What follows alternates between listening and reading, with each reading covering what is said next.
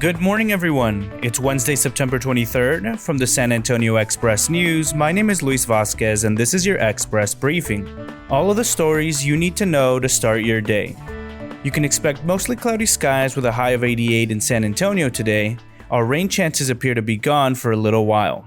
Some portions of the Houston area have received 13 to 14 inches of rain as Tropical Depression Beta continues its slow journey across Texas. Beta is expected to move past the Houston area Wednesday afternoon. It could dissipate over Mississippi or Alabama by Saturday. Skate parks, basketball courts, fitness stations, and more are drawing San Antonio residents as the city enters its safe zone in coronavirus cases. Residents can now reserve pavilions at city parks for barbecues and family get-togethers, which no longer have to be limited to 10 people. Same for city plazas. And special events in the park can now have up to 250 people in attendance. But in announcing the reopenings, Mayor Ron Nirenberg cautioned that the increased access doesn't mean people should drop their guard. The virus isn't gone. You can still track the latest COVID-19 numbers at the link in this episode's description. And now let's move on to our top stories for the day.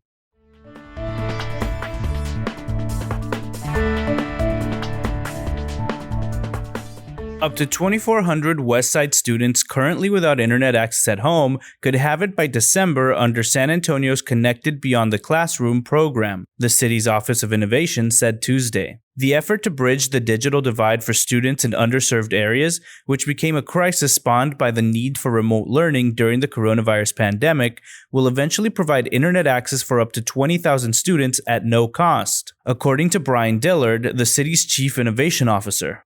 About 1/5 of San Antonio households with children don't have ready access to the internet, according to a survey conducted earlier this year. Liz Hardaway explains how the city is spending $27.3 million to address the problem. On Tuesday morning, Lieutenant Governor Dan Patrick made a dramatic and forceful case for leaving the cenotaph in place. Patrick challenged assertions that the planned makeover of the Alamo site is doomed to fail if the cenotaph is not moved. He said the Alamo plan is moving forward but is still unfocused. Though he supports some interpretation of the Alamo's 1700 mission-era origins, Patrick said the primary narrative needs to be the siege and battle of 1836, the most important 13 days in the history of Texas and Western civilization. Scott Huddleston has this report from the Texas Historical Commission's virtual meeting that ended with a 12-2 vote not to approve a request by the city of San Antonio to repair and move the monument. Last Friday, we lost Supreme Court Justice Ruth Bader Ginsburg, a pioneer in the fight for gender equality, at the age of 87 from complications of pancreatic cancer.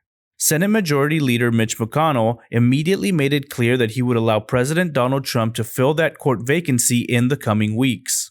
Columnist Gilbert Garcia writes, quote, "The knack for bending precedent to suit their agendas isn't unique to one party, but it's rarely been practiced with the utter shamelessness that we've seen from Senate Republicans in their recent handling of Supreme Court appointments." Be sure to check this episode's description to get key dates and some frequently asked questions ahead of the November election.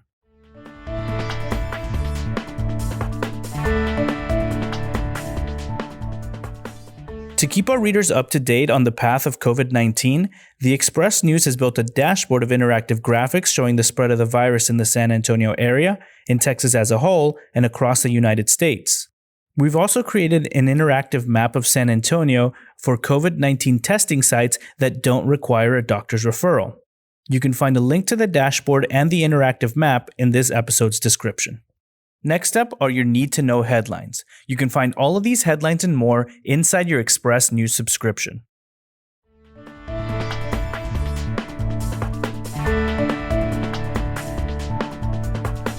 Six more people in San Antonio and Bexar County have died of the novel coronavirus, the most in nearly 2 weeks, officials said Tuesday. Despite a calendar of canceled events because of the coronavirus pandemic, the NCAA Women's Final Four in April 2021 is still in the plans for San Antonio. The Bexar County Sheriff's Office has identified the 2 men who died at the Bexar County Jail after suffering apparent medical episodes. A San Antonio man has a new lease on life after surviving a strep throat infection that spread to his heart and caused several organs to fail. Forbes magazine recently named San Antonio-based USAA as one of the best employers for new graduates according to its third annual rankings released last week.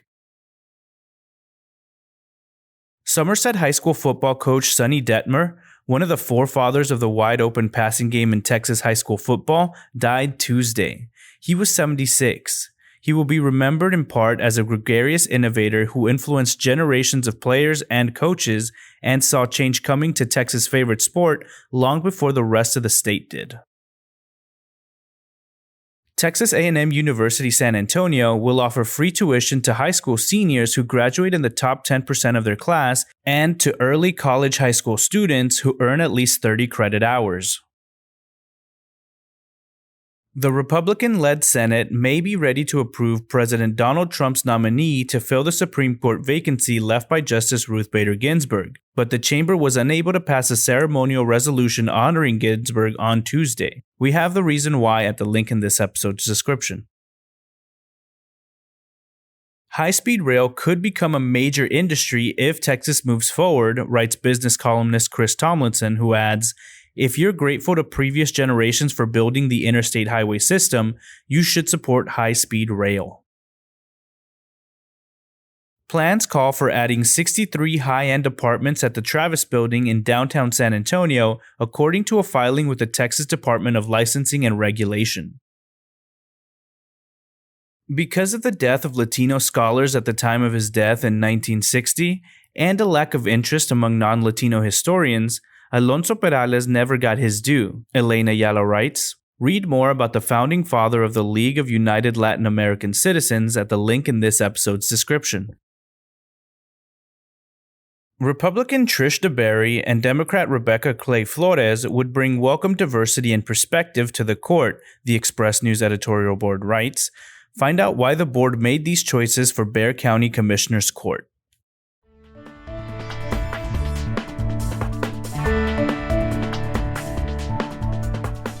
The mystery of the dog that didn't bark in the night, as far as economic fallout of the COVID-19 pandemic is concerned, shows up as a statistical absence. Where are the consumer bankruptcies? Michael Taylor's best guess about why we haven't seen an uptick in bankruptcy, eviction moratoriums, mortgage forbearance, and fleas. Don't forget the fleas. Read his latest column for an explanation.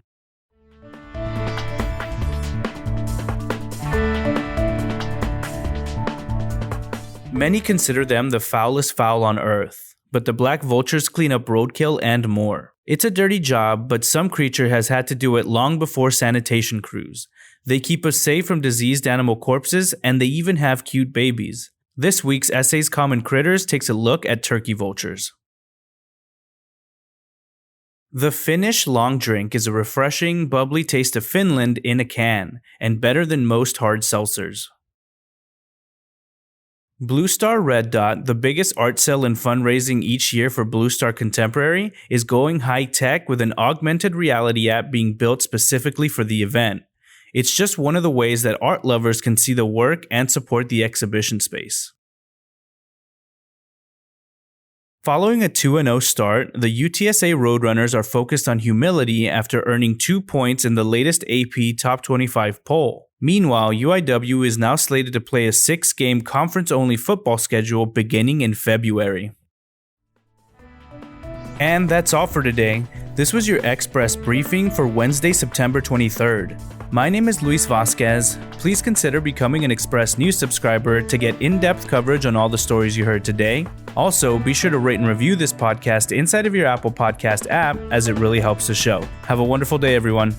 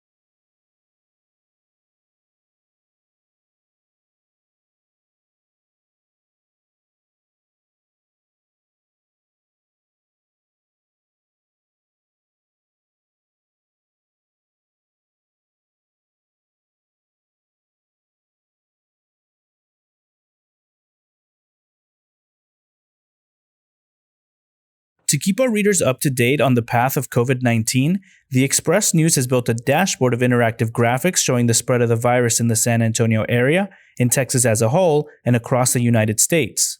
We've also created an interactive map of San Antonio for COVID-19 testing sites that don't require a doctor's referral. You can find a link to the dashboard and the interactive map in this episode's description. Next up are your need-to-know headlines. You can find all of these headlines and more inside your Express News subscription.